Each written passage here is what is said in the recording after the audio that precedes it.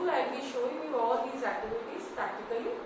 The first activity in your syllabus is reaction of magnesium ribbon, burning of magnesium ribbon. Actually, magnesium ribbon, when it burns, I have shown you last year also, it burns with a bright white flame. The reaction involved is magnesium plus oxygen leads to formation of magnesium oxide, which is a white color powder, ash. This magnesium oxide, when it is reacted with water, it converts into a base, magnesium hydroxide. So, magnesium is a metal, it reacts with oxygen in air, it burns in air to give rise to magnesium oxide. Magnesium oxide on reaction with water leads to formation of magnesium hydroxide. This is a base. We know that bases turn red litmus blue. So if I add litmus to it, which one? Red litmus. If I add red litmus to it, what will happen to this red litmus? It will turn blue. White? Because magnesium hydroxide is a base.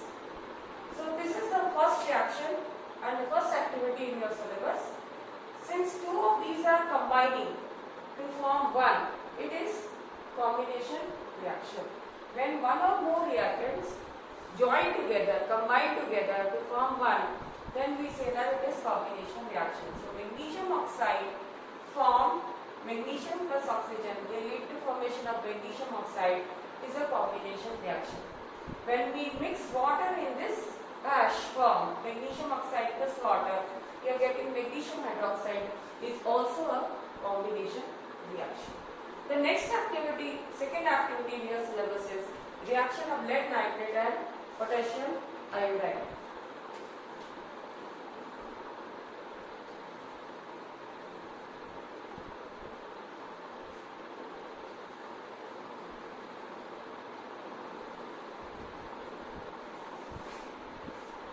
Now what's the formula of lead nitrate? Pb is lead, nitrate NO3 plus potassium iodide. They react to form potassium nitrate and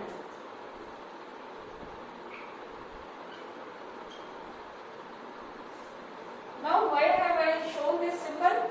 This means a precipitate is formed.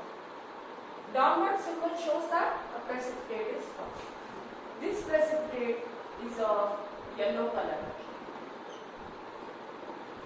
Lead nitrate and potassium iodide are colorless solutions. When we react them together, they lead to formation of yellow color lead iodide. This is one very good example of precipitation reaction.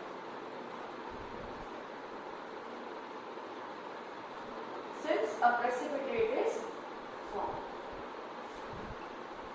those reactions which lead to formation of precipitate are called as precipitation reaction. You can see very well here a precipitate is formed. This is very good example of precipitation reaction. The next activity that is there in your syllabus is of zinc granules and reaction of zinc granules with dilute acids. Just 2 minutes, I take it off.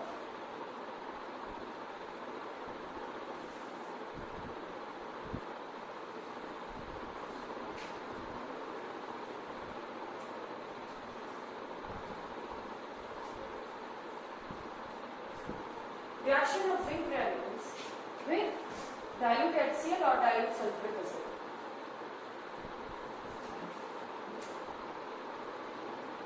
Zinc plus say dilute HCl 2 times, what you get is 7Cl2 plus hydrogen gas. Gases are evolved out, so we show them by a upward arrow.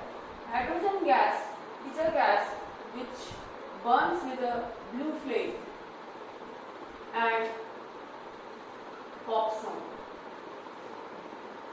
which I will show you in the laboratory very soon whenever we meet. So zinc granules on reaction with dilute HCl give rise to ZnCl2 and hydrogen gas. Hydrogen gas bubbles are observed. So we say that brisk effervescence is evolved.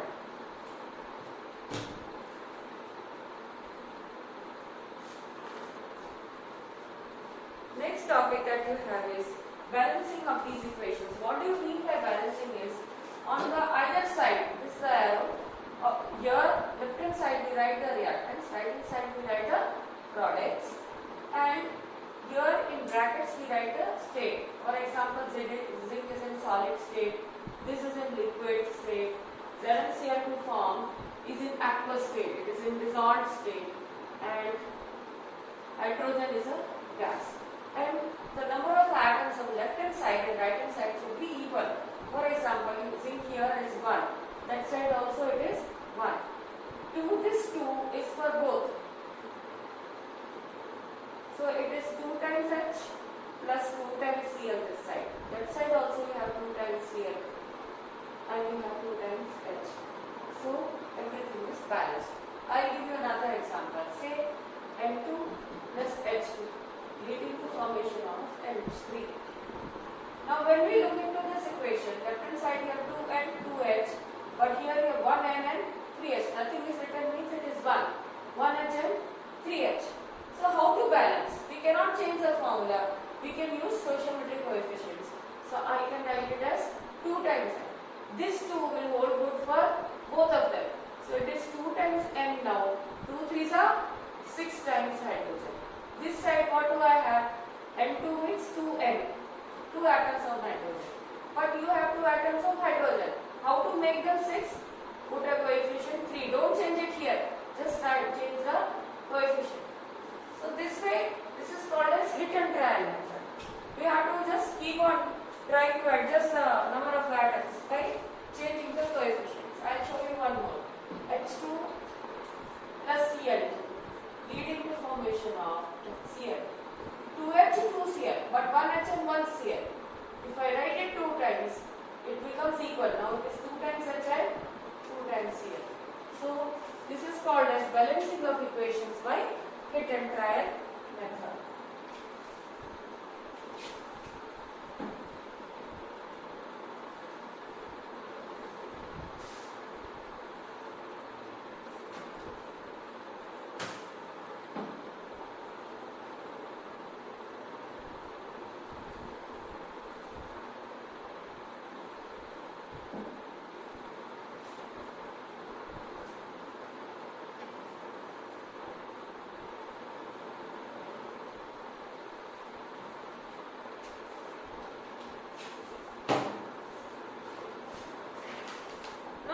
Chapter, we are dealing with various types of reactions, chemical reactions. The first is combination reactions.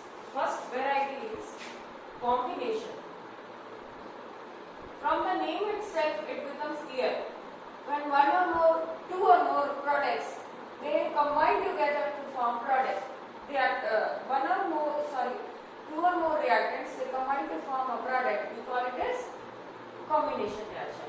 H2 plus O2 leading to formation of H2O. Let us balance it.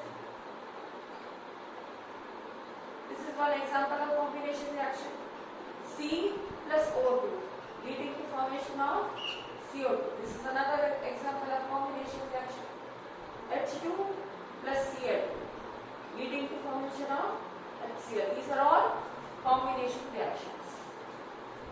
Now in these combination reactions, many reactions are exothermic. Exothermic means heat is evolved in the reaction. Many of them are exothermic reactions. Heat is evolved in the reaction. For example, when carbon burns in presence of oxygen to give rise to CO2, heat is evolved. I can write del H. Energy is evolved in form of heat and light. Hydrogen plus oxygen leads to formation of H2O is also exothermic reaction. How do we get energy to stay alive? We get energy by burning of hydrocarbons. Most simple reaction that we use to cook food is methane plus oxygen leads to formation of CO2 plus H2O. Let us balance this one also. Here you have 4H, here you have 2. Let us write it 2 times. It becomes 4. Oxygen, here you have 2O and there you have 2O. So it is 4O. Let it be 2 times oxygen. This is an exothermic reaction. Lot of heat is given out. Energy is evolved in form of heat and light. So this is very simple example of exothermic reaction. Exothermic means heat is coming out, it is exiting out of the reaction. The reaction that we use to produce energy in our body, say let us take glucose, it's a hydrocarbon. In presence of oxygen, it leads to formation of carbon dioxide, water, and lot of energy is released. This energy is utilized by our body for our functions. So this is also respiration, is also an exothermic reaction. Exothermic reaction means evolution of heat. There are some reactions where heat is required. Heat is required for the reaction to occur. Such reactions are called as endothermic reactions. Let us move on to the next category. First one was combination, next is exothermic. Now let us come to endothermic reactions.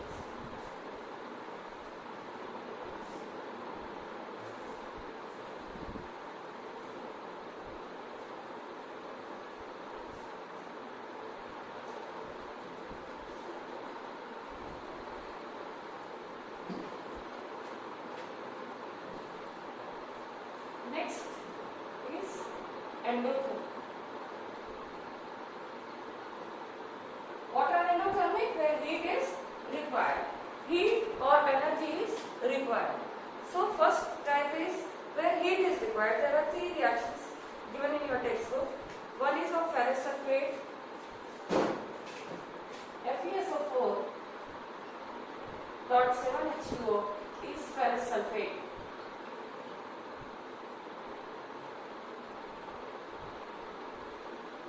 When we heat this ferrous sulfate, it is of green color, light green color. It gives out water in first step, FeSO4 plus 7H2O. Okay, now this FeSO4 gives rise to brown color. These give rise to smell of burning sulfur, and green colored FeSO4 converts into, it turns brown. So this is the first example. Ferrous sulfate on heating gives rise to ferric hydroxide, SO2 and SO3. These give rise to smell of burning sulfur. This is first example of endothermic reaction. The next one that you have is of calcium carbonate. Calcium carbonate is white color, and if we heat it, carbon dioxide is evolved. Second reaction. All these reactions I will be showing you in the lab whenever we meet. Calcium carbonate on heating we write the symbol DED, gives rise to CaO plus CO2. CO2 gas is expelled out. It is a gas which turns, when passed through lime water, it turns lime water milky. CO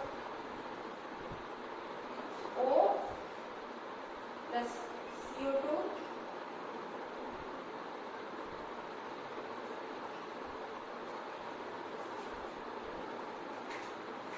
we will do this one next time. Third reaction that is there after this is of lead nitrate. Lead nitrate, when we heat it, we get lead oxide.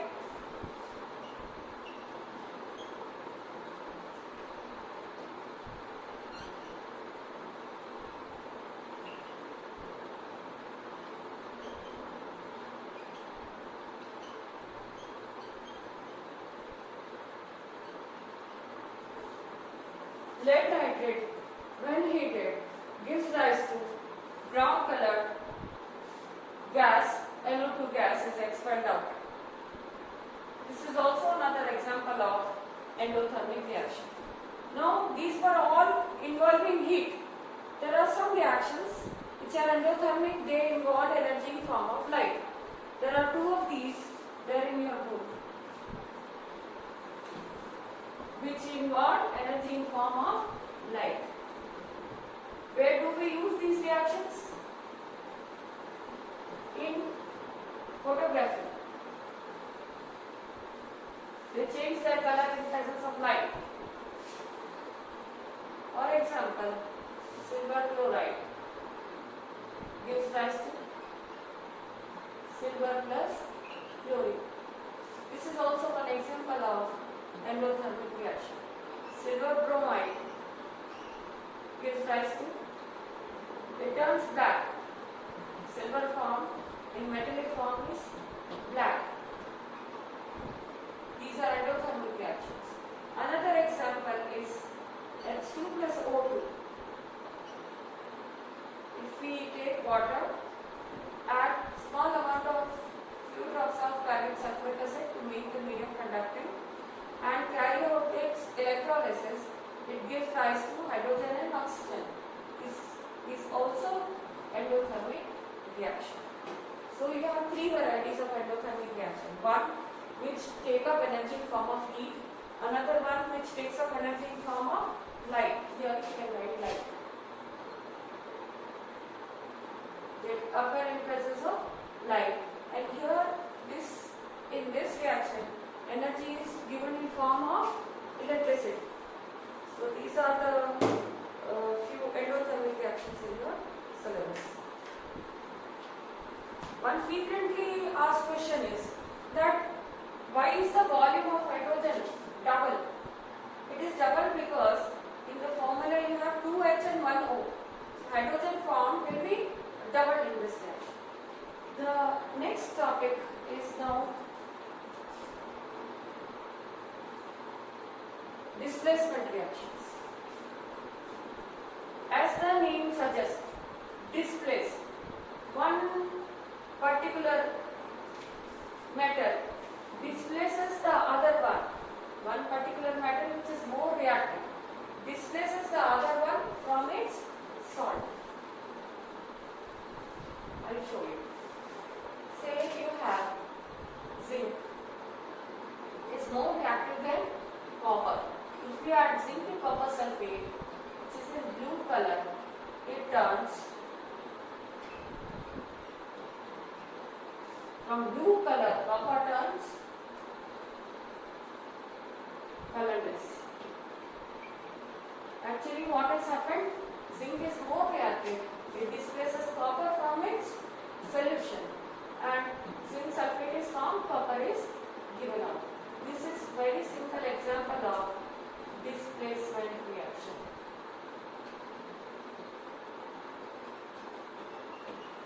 There are two more displacement reactions given in your textbook.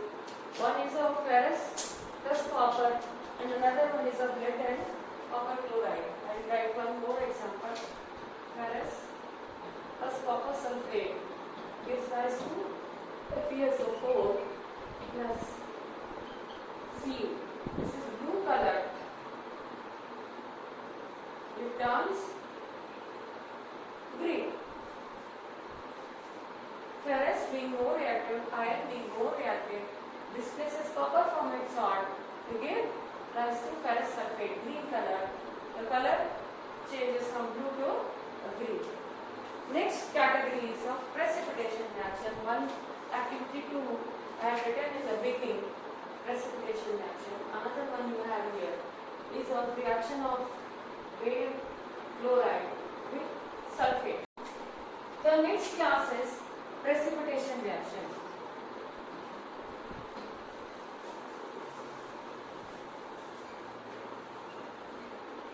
Means a precipitate is formed.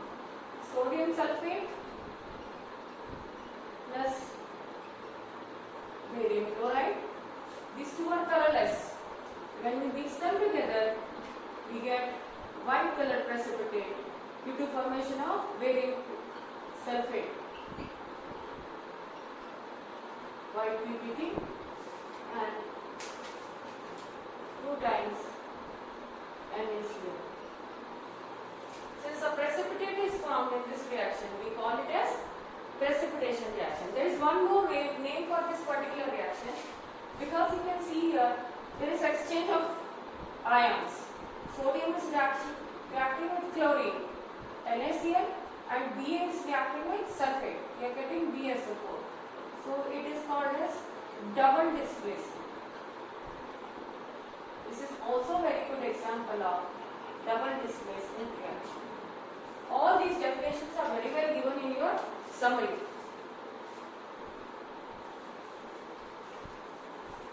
Next you have is oxidation and reduction reactions.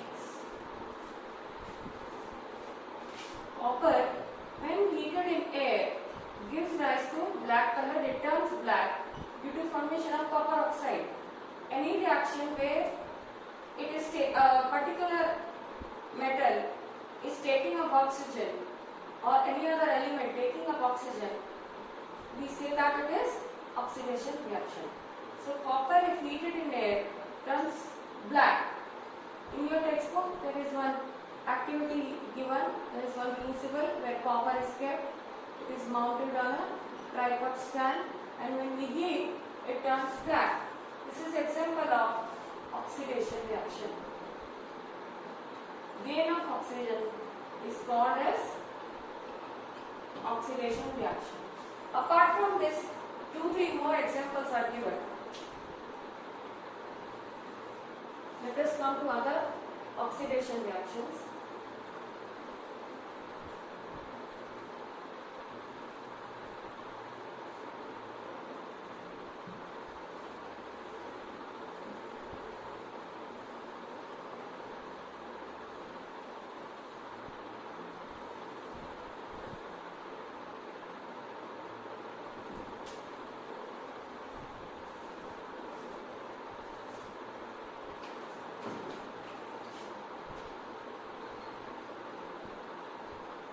You can see this is one example where oxidation and reduction, gain and release, both are taking place.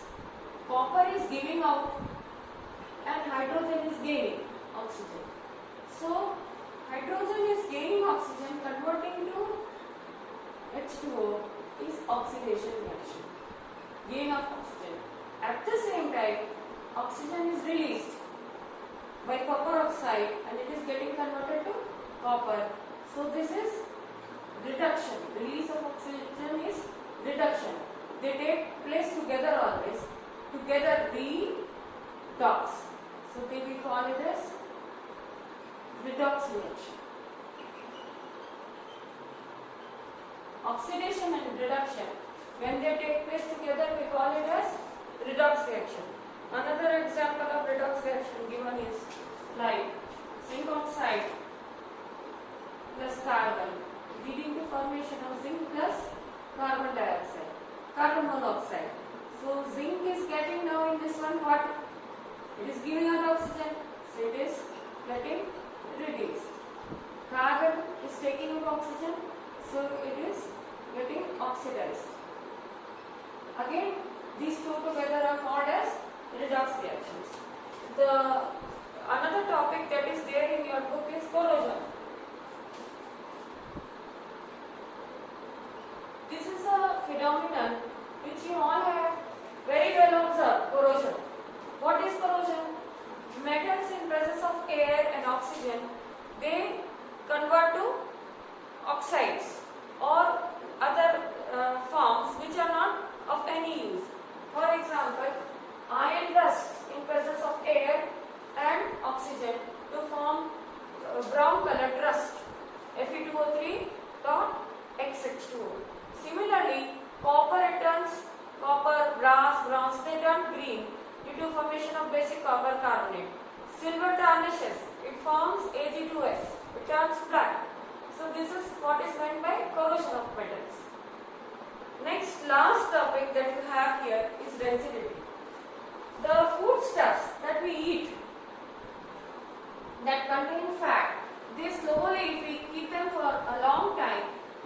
rancid. Their smell and taste changes. Oxidation of the foodstuffs.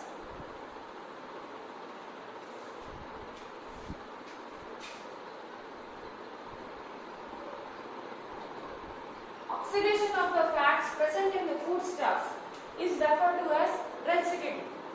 They turn, they smell and they get oxidized. Then how can it be prevented? There are some methods. First is we should pack the foodstuffs in airtight containers. We should not allow it to come in contact with atmospheric oxygen. The second process that you have observed, the chips packet that you purchased, they are filled with some gas, they are like a balloon. They are filled with the inert gas nitrogen, and thus the foodstuffs, they remain fresh. They are not allowed to come in contact with atmospheric oxygen, and their shelf life increases. They can be stored for a long time in fresh condition. So first process is how to avoid rancidity is storing in airtight containers. Second one is I told is nitrogen gas is filled in the containers containing rancidity and foodstuffs to avoid rancidity. Third one is by adding antioxidants. BHA, BHT are some examples of antioxidants. These antioxidants are those chemicals which oxidize themselves, but they do not allow the foodstuffs to oxidize. So these are the ways by which rancidity can be avoided. Now coming to your homework, you have to do all the exercise questions and submit the copies at the time of the opening of the school. All the index and exercise questions are your homework.